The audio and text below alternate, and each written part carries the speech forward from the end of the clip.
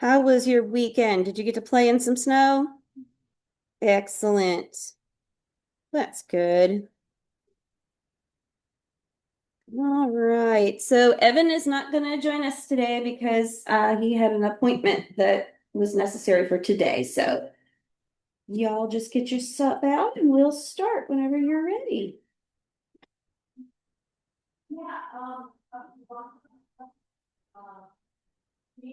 You can open it up and look, Colin, see where it is.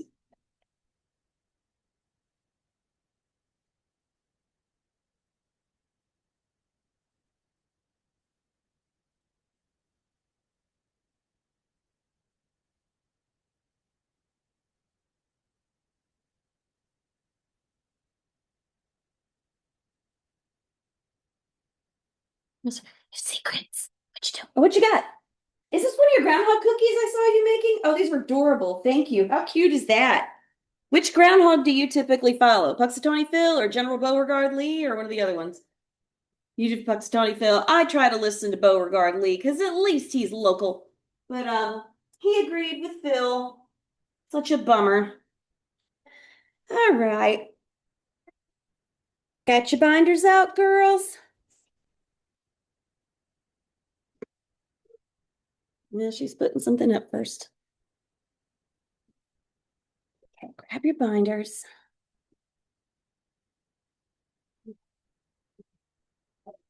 Okay.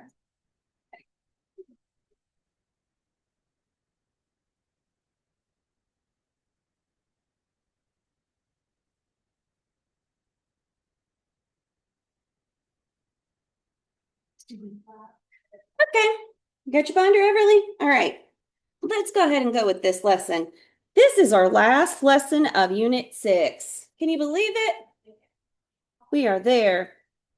All right, so this was your homework, and both of you girls did really, really well. So I'll just roll through these so you can see them. One was our cuticle. Wait a minute, what did I just lose? Two was our xylem. Three was the phloem. Four was cortex. Five was vascular cambium. Six was lower epidermis. Seven was root hairs.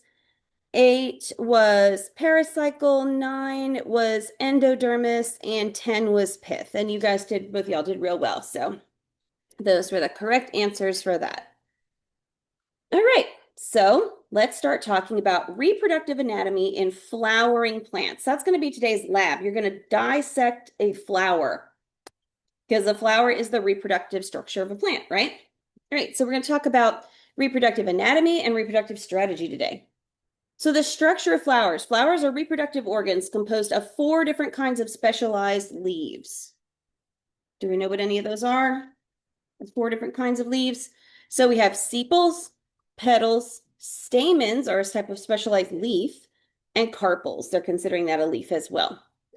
Do you know what kind of flower that is right there, by the way? This one. Do you know what those are? Those are peonies. Aren't they pretty? All right, so sepals and petals. I think that's an althea there in that picture. Sepals. Do we know what sepals are? No? So sepals are your outermost circle of your floral parts. And they enclose the bud before it opens and protect the flower while it's developing. So these guys right here, right? They tend to open up a lot of the time in the same shape as the flower, but not always. But when you see a bud closed, what you're seeing is the sepal.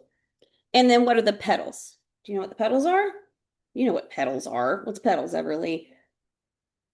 The pretty parts, yeah, the colorful parts, yeah. So they're the brightly colored and they're found just inside of the sepals, right? So those are the petals. They're purple in this case, right? And their colors, numbers, and shapes attract insects and other pollinators. And then we have our stamen. Do we know what our stamen are? So these are your male parts of the flower. This is your male reproductive structure in the flower, and it's composed of 2 parts. A stalk called a filament and then an anther. So this long part here is your filament, and then this little guy at the top is called your anther. And what do you find on the anther? Do you know? What's on the anther? It's pollen. That's where your pollen is produced. So if you look up close at an anther, you'll see pollen like this. Now, if you've ever if you've ever been to a wedding or a church or something where they have lilies out, very often they will cut these off because the pollen on a lily will actually stain your clothes if it bumps your clothes. It'll stain your clothes like an orangey yellow color. So sometimes, like Easter lilies, particularly, they take a lot of time to cut a lot of those um, stamen off so that you don't bump into the anthers and then get pollen on you because it stains. So now what's a carpel? A carpel is composed of several different parts as well, and it's sort of an overall term for the female reproductive structure. So it's the innermost floral parts, and it has female gametophytes, which later turn into seeds. So they're oocytes, or basically you can think of them like eggs, right? So your carpel consists of the pistil. You know what the pistil is? So your pistil is it can be you can have a single pistil within a carpel or multiple ones. So in this case, this is like a hibiscus flower. This is like a compound pistil. There's multiple joined together. And then you have a style. So the style is actually the big long part here. And then it is let's see. So here's the same flower. So this entire piece from like way down here below where you can't quite see where the part that will eventually the ovary is where it will eventually become the fruit all the way to the tip is the carpel. This long part here from like right about there all the way down is the pistil, and if you just consider the tube part, that's the style. And then the stigma, do we know what the stigma is? So the stigma is this piece on the top. Now you'll see today in lab that it can be very sticky. See that right there? See how that looks? If you look at that up close, it's really pretty, right? It looks like velvet, doesn't it? So it's really sticky. Why might it be sticky? What's the purpose of it being sticky? Yeah, so the pollen can stick to it. Yeah. So when a bird, like a hummingbird, or when a bee or some other type of pollinator, or even just wind brings pollen to that flower, or one of its own stamen bumps it, then that pollen, which is your male gametophyte, your male sex cell, can land on top, and that way you can get your ovary, your oocytes in your ovary fertilized, so you can get yourself some seeds. Each carpel has a broad base forming an ovary which contains one or more ovules, which are your female gametophytes. So see right here, I think that's a jalapeno pepper right there. And all of these seeds were oocytes at one point. And if you look right here, this flower has been cut so that you can see what's inside. So up here would be your pistil. This would be your style. This whole thing, I mean, sorry, up here would be your stigma, sorry. This thing would be your style. Together, they would be your pistil. And then from here all the way down would be your carpel. And if you look in here, you see all those little tiny ovules. Those will eventually be what becomes seeds like this. Sometimes you're going to find just one, um, like one seed, and that'll be for things like peaches and things that are stone fruits, like peaches and plums. When you eat a peach, what's in the middle of a peach? What's in the very center of a peach? Peach pit. I've seen a peach pit, right? It's like looks like a nut in the middle. You never had a peach?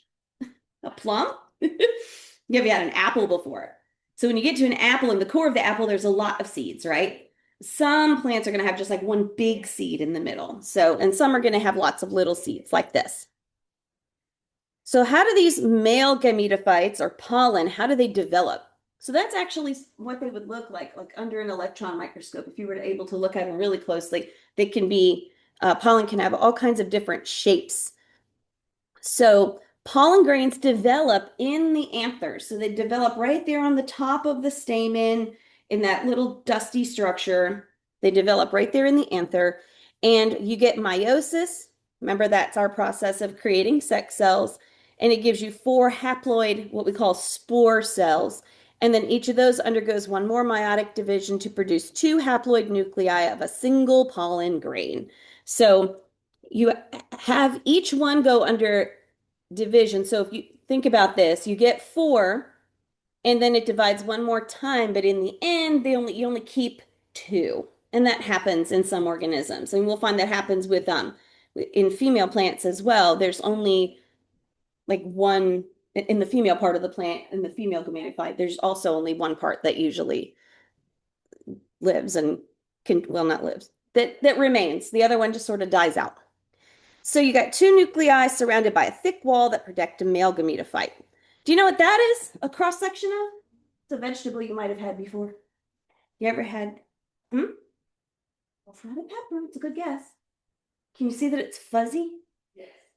On the outside. You ever had okra? Oh, that's okra. Okra is really good in like stews and soups.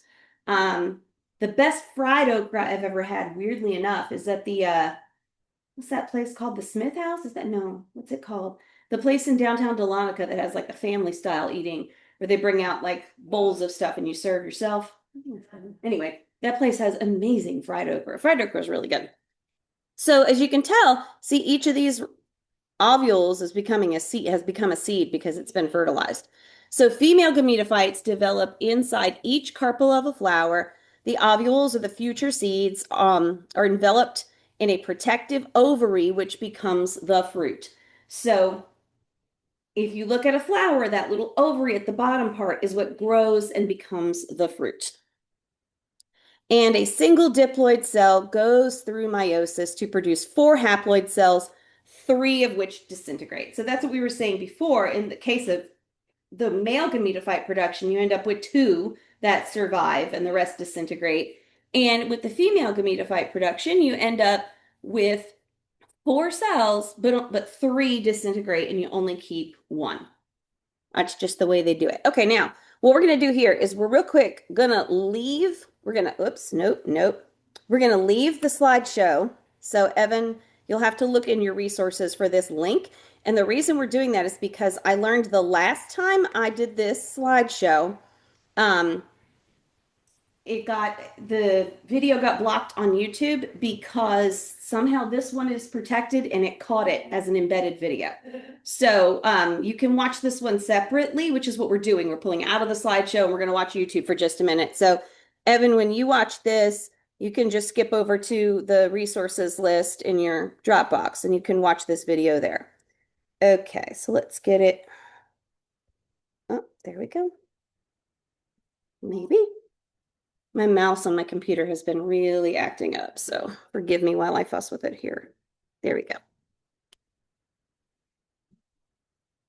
You look closely, you can see how they pollinate, these bees. You see where they store the pollen.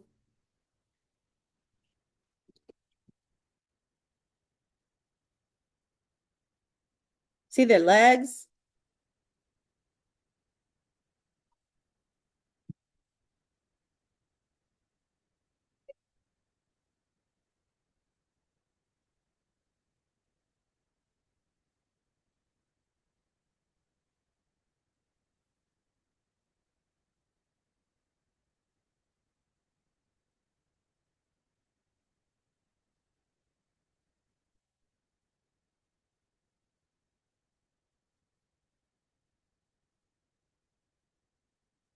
They're really cool, right? I'm gonna slide this back for my next class if I can make it go. Oopsie, all the way back. All the way back. All right, now we'll come back to our slideshow and we will skip and go to the next slide. All right, so in this case, we're going to go through and see if we can name all those parts that we just went through. All right, so number one is showing, my mouse is going again. Number one is showing that yellow part and then the long thread that goes back down into the ovary. What's that part called when you combine them both together? Does anybody know? So that's going to be your, come on. Oh, my computer is giving me so many problems and I don't know why I rebooted it even. Come on. Going to be your stamen, but it won't show me. Oh, come on. Oh, no. Hold on. We are dead in the water. Hold on a second here. 1 second. All right. It's flashing at me down here. See how it's doing? See right here? Flash, see that little USB? It thinks there's something in my USB and it's very confused. Okay, all right, stop doing that. I have a class to teach. Oh my gosh. Ugh. Sorry, girls. Sorry, Evan. I'm dealing with it here. Okay, stop flashing. Stop. Give me back my mouse. It will not give me back my mouse. Do you see that? Oop. What is the problem? I don't know why it thinks there's. There it goes. There it goes. Okay. I don't know what its problem is. Okay, so that's your stamen. All right, now what's the little guy on the top of the stamen that produces the pollen and holds onto it? Remember? This is the part I said you got to cut off on lilies sometimes. That's your anther. And what do you call that long piece of the stamen that goes down into the ovary? Or attaches down there near the ovary. So that's your filament. All right, number 4. What do you call together this top piece, this long part, and this ovary? When it's all together, it's called what? You know? That's your pistil, or you can call it your carpel. Sometimes when they're saying carpel, they're also kind of including like all the way down to here. But for the purposes of this class, either one's going to be fine. So what do you call the sticky part at the top? Who remembers? So what is it? Stigma. You got it. There's your stigma. And what do you call the long part that goes down? That's a style. And what do you call this part down here that becomes the fruit that holds the seeds? That's the ovary. Okay. Now, if you look over here, I just said this word. What are these things that turn into seeds? They're in the ovary. They turn into seeds. They're called ovules, right? And once they're fertilized, they're no longer ovules. They are seeds. This is just like with animals. An egg is unfertilized. Once it's fertilized, it's a zygote and then becomes an embryo and a fetus and whatever. But an unfertilized would be an egg. In this case, the eggs just in plants, we tend to call them ovules. You can call them ovules in any case. It's really not inappropriate, depending on what female gametophyte you're speaking of. And the big colorful parts, that's easy. What's that? Petals. Yep. And then what do you call this guy, which is the first type of petal? It surrounds it when it's a bud. That's your sepal. All right. Now you're going to have to identify parts of a flower on some tests here. So study this, right? Be sure you know it. All right. So let's watch this. This is going to show you about germination of pollen grains and fertilization. And it's pretty short. After pollen grains have landed on the stigma of the same plant species, they are stimulated by the sugary solution on the stigma and germinate to form pollen tubes. The pollen tube secretes enzymes to digest the tissues of the style. It grows down the style and then into the ovary, carrying the male gamete towards the ovule. The tube grows through the micropyle and releases the male gamete into the ovule. Finally, the male gamete fuses with the female gamete, forming a zygote. This process is called fertilization. So what causes the tube to grow from the stigma all the way down the style into the ovary? It's the pollen grain that causes it. It creates a channel. It makes a tube as it goes down. It kind of like eats away at the material around it and makes its own little path. It's like it's boring its way through. Now, there was a little clue in that video. It said something about sugary stuff at the stigma. So remember we said stigmas can be sticky? Is wet sugar sticky? Like lollipops and stuff, are they sticky? Okay, so this gives you some idea of what kind of material is on top of that stigma, right? Now, why do bees go to flowers? Is their sole purpose in life to fertilize flowers? What are they going there for? What are they going to get? They're going to make honey, but what do they use to make the honey? They use nectar, right? It's the same thing that honeybees, obviously, but hummingbirds will go for the nectar, right? So that nectar is like a sticky, sugary liquid, and the purpose of it is so that pollen will stick to it and bore its way down the style into the ovary. But the bonus is that you can enjoy that nectar is really sweet. And if you're a bee, you can enjoy that, take it back to your hive, and then they process it into honey. Have you ever eaten the nectar out of a honeysuckle? You ever done that? Well, so this spring, whenever you see good honeysuckle, so you don't want the white honeysuckle, you want the honeysuckle that's like slightly ivory in color. You don't want it to go like totally yellow yet, just kind of starting to change color. It means it's very, um, it's at its sweetest and it's produced its most nectar. So you take the bottom and you pinch the bottom just enough to sever the petals, but you leave the pistil intact. And then you pull it out the bottom, and out of the little hole that you've pulled it through, you've now captured all of that nectar and you can suck it right out of the flower. And it's like sugar water. It's delicious. I love honeysuckles. I can't help but pick them off and enjoy them every time I see them. All right, so fruits and seeds. What kind of fruit is that? Anybody recognize that? Not cranberry. Good guess, though. It's the right color. That's a pomegranate. So pomegranates are delicious, but they're notoriously difficult to deal with because they have all those little tiny seeds, but there's all those membranes and pith and stuff in there you got to deal with. Sometimes people will put them underwater to get the seeds free. And the seeds are really delicious. It's like sweet and tart at the same time. It's juicy, but then there's a hard little seed in the middle that you can eat or you can spit out, but they're really yummy. And they make good juice. Pomegranate juice is delicious. I love pomegranate. Now, cranberries are interesting. You mentioned cranberries. Have you ever seen how cranberries grow? Have you ever had a fresh cranberry? Not jelly or sauce, but a fresh cranberry. So they're about this big and they're hollow. Okay, they're hollow in the middle. They're fleshy and the flesh is kind of spongy and the skin on them is kind of a waxy smooth, and then the middle is hollow. It's got air in it. So they grow close to the ground. Do you know how they harvest them?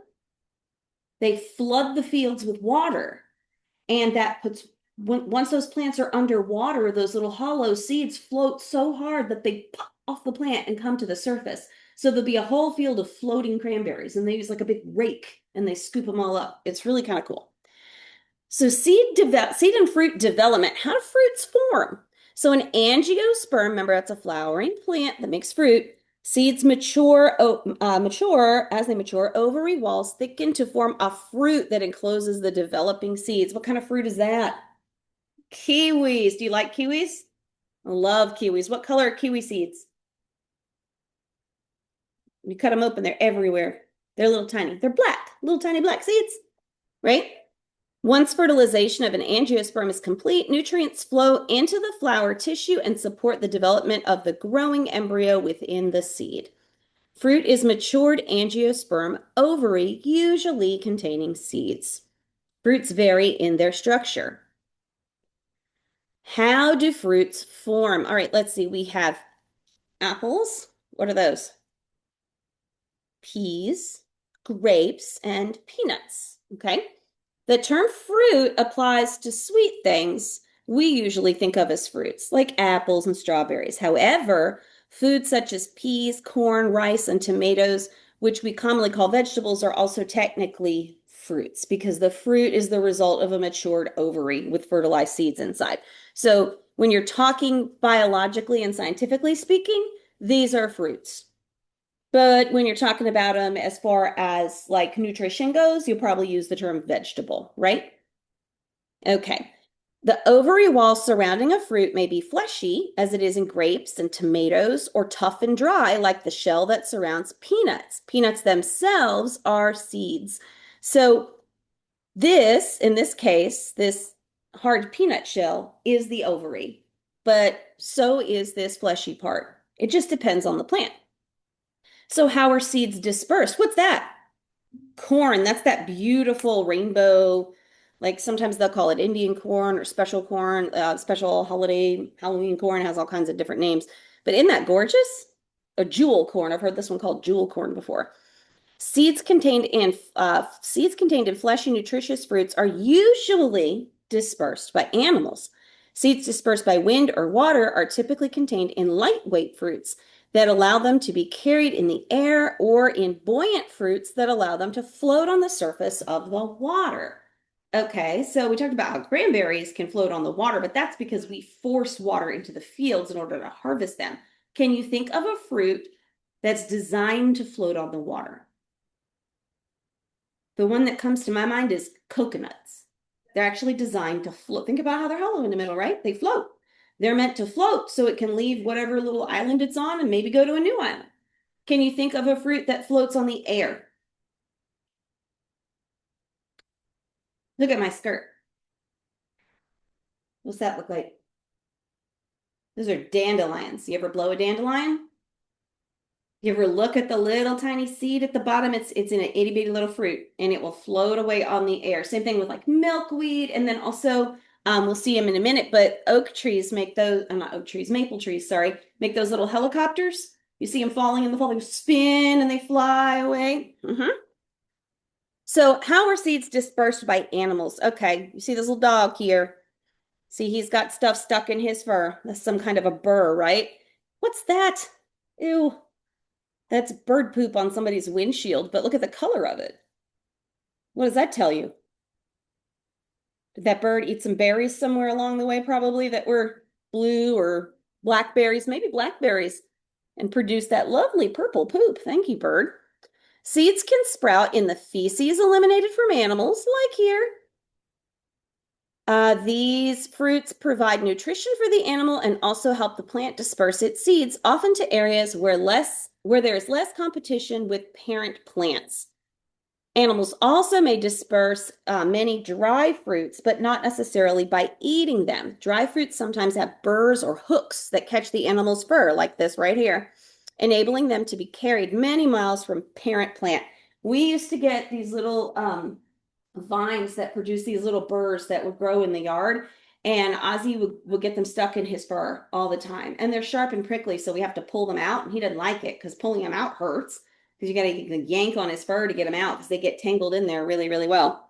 You ever had burrs on your clothes or anything like that? No, they can be they're like Velcro.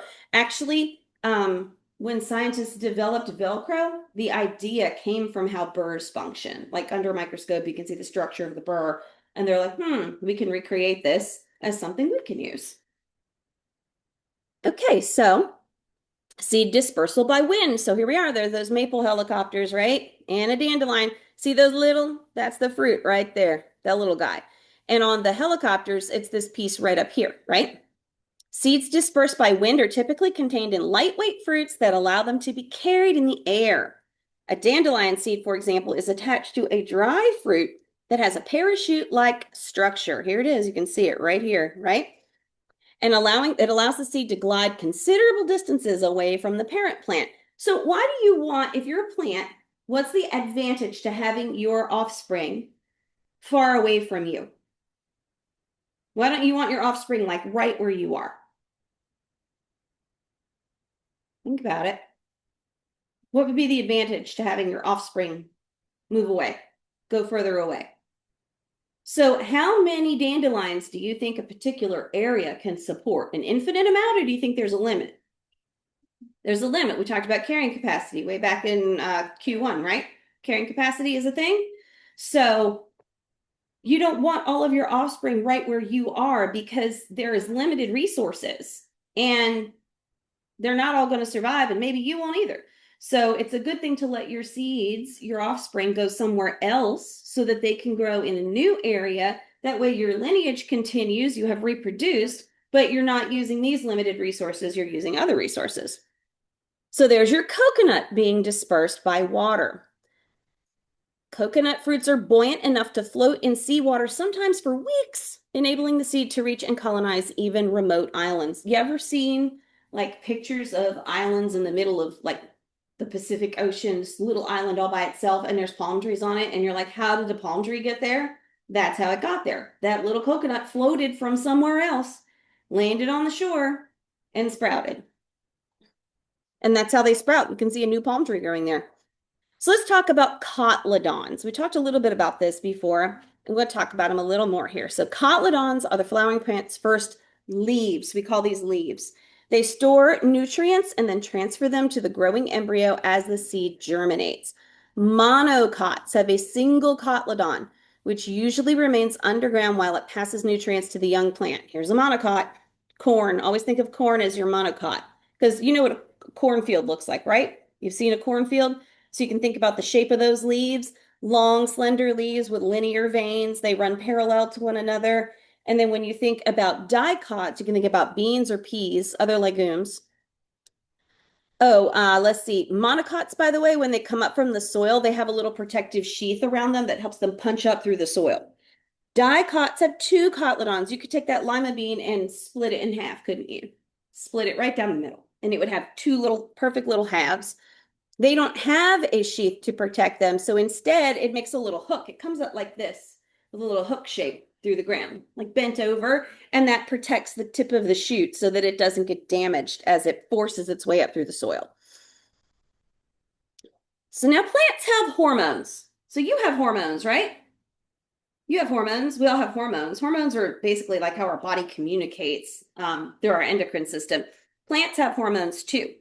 So what role do they play? So hormones are chemical signals produced by living organisms, animals or plants, that affect the growth, activity, and development of cells and tissues within them. Plant hormones serve as signals that control development of cells, tissues, and organs. They also coordinate responses to the environment. Plants respond to the environment. How do you know? Well, in this last lab, we turned those CD jewel cases around, right? Did you look at the pictures throughout the week? Did you see how the roots kept turning every time we turned it? So they're responding to their environment. You ever seen a plant lean towards a window? A house plant lean towards a window? It's responding to where the light is. Remember that living things respond to stimuli. That was one of our living things grow and develop, and they respond to stimuli and they reproduce. Those are our three requirements for living things. So, the opposing effects of plant hormones contribute to the balance necessary for homeostasis. Remember, everything wants homeostasis. What's homeostasis? It's a balance within an organism's systems, right? Homeostasis. They also coordinate responses to the environment. In plants, hormones may act on the same cells in which they are made, or they can travel to different cells. So, hormone-producing cells in mature flowers release hormones that travel into the flower buds and inhibit development. They say, "Ooh, don't open yet. Don't open yet. It's not warm enough." And then once a mature flower is done blooming, production of the inhibiting hormone declines, and then the flower can begin its bloom. So, I mean, it'll tell it when to bloom, when not to bloom in response to temperature, light, water, resources. Those are all things hormones can do. Now, one type of hormone is called auxins, and Darwin and his son Francis explored this mechanism behind why grass will bend to the light. Where's the light source here? Is it on the right or the left of that plant based on how it's growing? It's over here on the left, right? See how they're all leaning to the left? So the results of the experiment suggested that the tip of the seedlings somehow sense light. Darwin hypothesized that the tip produces a substance that regulates cell growth. So here is how it works.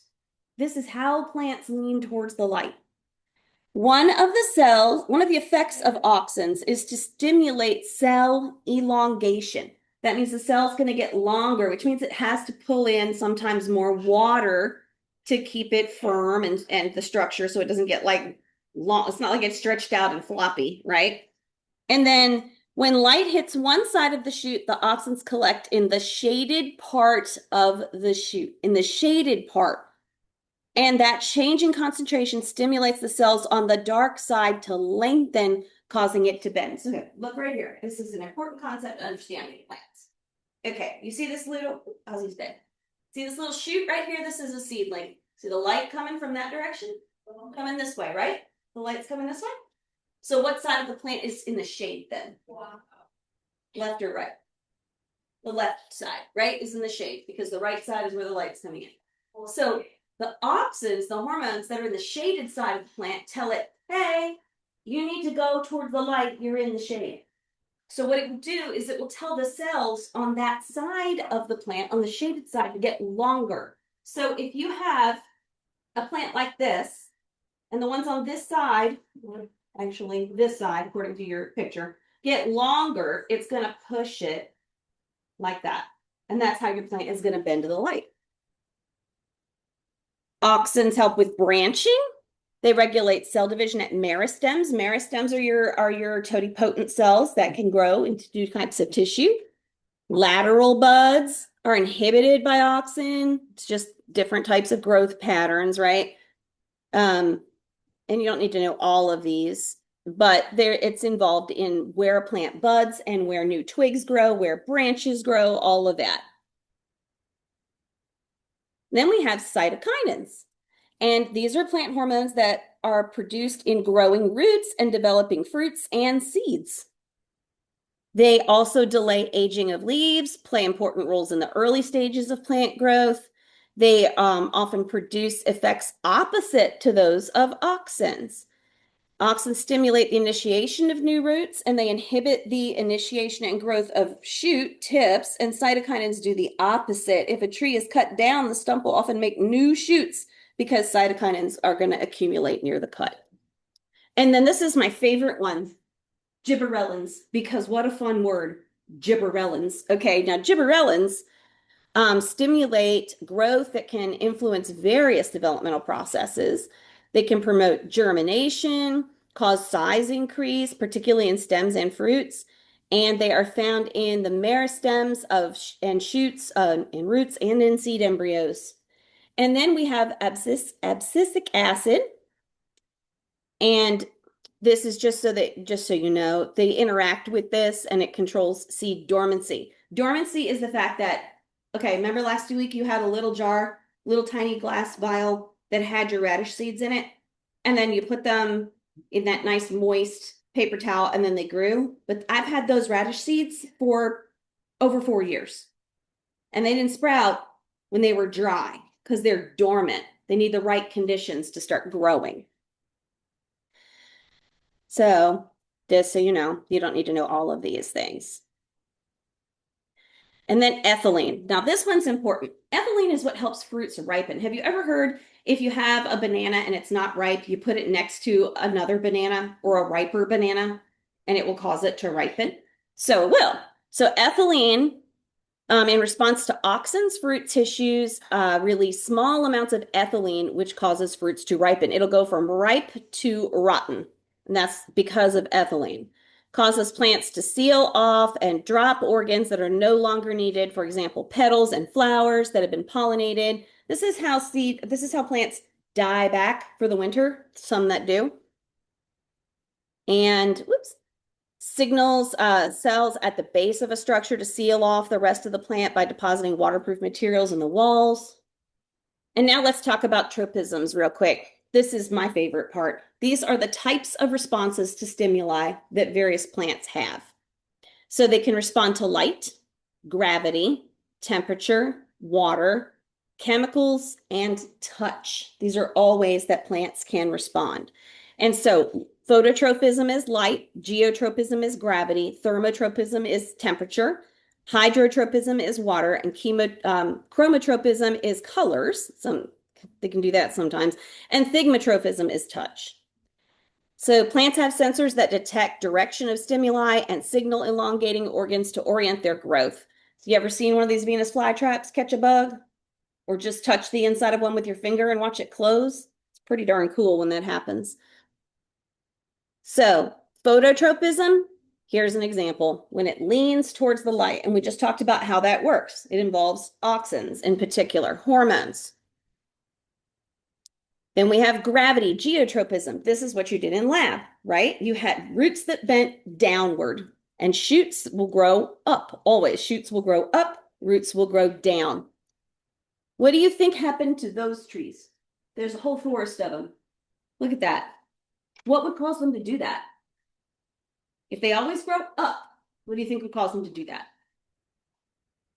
So this is what happens when you have the land shift to some degree. like there was perhaps a mudslide or the top layer of soil shifted and eroded down that hill for some reason or across that field for some reason, or maybe you had a big strong wind come and knock all of them down as small plants, as seedlings. So they were growing this way, and then they were growing that way horizontally, and then they will turn themselves vertical. So you can see a whole forest of them that have turned vertical because they are following gravity. In that case, somebody bent that tree down and it turned itself right back upright. And that's what they will do. Temperature, thermotropism. So, how do they respond to temperature? This is how they know when to open their buds and things of that sort is all involved. But some plants, like a rhododendron, it will curl its leaves up when it's cold. So you can tell that the plant is cold because of the way it's responding.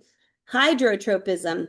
So this is how roots find water. Mangroves are a great example. Those are mangroves, and they grow along the like the shorelines of waterways in tropical places. Florida has them too, I think. And they have big roots that'll come down. And I think they call those walking trees. But it's like the tree is kind of elevated a bit, and then the roots kind of come out, and they look like they're about to take off and run away, don't they? Those are really cool. Oops, sorry, tapped the wrong thing. And then we have chemotropism. So this is how it responds to chemicals. So in plant biology, a type of tropism is a plant's physical response to some sort of external stimuli. Chemotropism is a form of tropism where plants organism grows in response to a chemical stimulus. According to botanists, they can display negative and positive, so they can go towards and away from a certain stimulus. So the growth of a pollen tube is a great example. We talked about how the little pollen grain will kind of force itself towards the ovules, and it's doing that using a type of chemotropism. Thigmotropism is when plants respond to touch. And this is how vines work. You ever seen vines that spiral like that? That's because part of the plant is touching a surface and it will bend towards that surface so it can climb. So that is a thigmotropism. It will bend towards something, and that's how vines work and climb like that. And then you have also things like a mimosa plant. I don't know if you've ever noticed, but mimosa plants are the ones with the big puffy pink flowers. They're actually weeds because they're invasive. They're invasive. But if you touch a mimosa plant this spring, if you see one, try walking up to its leaves and just run your finger down it. The leaves will all fold in if you touch it. They'll fold in. And then you have things like Venus flytrap, which you've heard of or seen before, and those respond to touch too. How long is this one? Types of tropism in plants. The term tropism refers to a plant biological ability So to you know what? move I'm with gonna come back to this one because I'm watching our time. We'll come back to it if we have time. If not, it's in your resources. And basically, it just reviews everything I just said. So plants and humans, which crops are major food supply for humans? Stuff like rice, wheat, soybeans, corn, that's the bulk of our food supply, grains, generally speaking. So human civilization can be the development of human civilization is very much linked to our ability to cultivate crops rather than just harvest. So at one point we were hunter-gatherers, right? We would go out and in a lot of tribal situations, very early humans, women and children would do a lot of the gathering, a lot of the foraging, and then men and boys would do a lot of the hunting. So we'd spend all day going out in the forest gathering food that we could eat. And then at some point we learned that we can grow and develop and cultivate our own food, and that's agriculture. And that has allowed human civilization to be successful and to spread. Agriculture is necessary. So roughly 80% of all US cropland is now used for just 4 crops: wheat, corn, soybeans, and hay. That's the majority of what we grow here: wheat, corn, soybeans, and hay. The efficiency of agriculture has been improved through selective breeding and farming techniques. Do you know what that is? So that's teosyn. That is what corn looks like in the wild. Does that look like corn to you at all? You've seen an ear of corn, right? That's what corn began as. And selective breeding over many generations brought us the corn we know today. But that's what corn looks like if it's just in the wild. So we went from this to this by selective breeding. In more recent times, other familiar crops have been the product of selective breeding. Those are sugar beets. We use these to make sugar. You can also eat them. They're delicious. Those are blueberries. You ever wondered how Brussels sprouts grow? So, those are Brussels sprouts. Do you know Brussels sprouts today are not the same Brussels sprouts that your grandparents grew up with? We've bred Brussels sprouts to be less bitter. That's why they're suddenly popular and on all these menus and restaurants. In the past, they were just like a very acquired taste. A lot of people wouldn't eat them because they were very bitter. So we've gotten better at farming. We've learned how to use good pesticides and how to do good fertilization. Remember, if you fertilize too much, you get runoff and then you get algae blooms. We saw that back when back at the very beginning in Q1. Remember when we grew our algae with the nitrogen fertilizer and it grew a whole bunch? And then we also use plants for fiber, wood, and medicine. There's an aloe. I have an aloe in there, right? We use aloe. You can use on burns. You can use it in medicine. You can also eat aloe. Some people eat it. And then we've also used it for instruments. There's a violin, and that's spruce. It's the perfect plant for that. And then we use cotton to make our clothes. You both are wearing cotton today. There's the answer to that one, if you wanted to see that and that. Okay, here are your study topics for your test. There we go. Make sure these show up. Give you a minute to look at those, and it's about time to start our next class. So, if you need to watch the tropisms video, go ahead. But it pretty much shows you everything that we just discussed, so you should be good.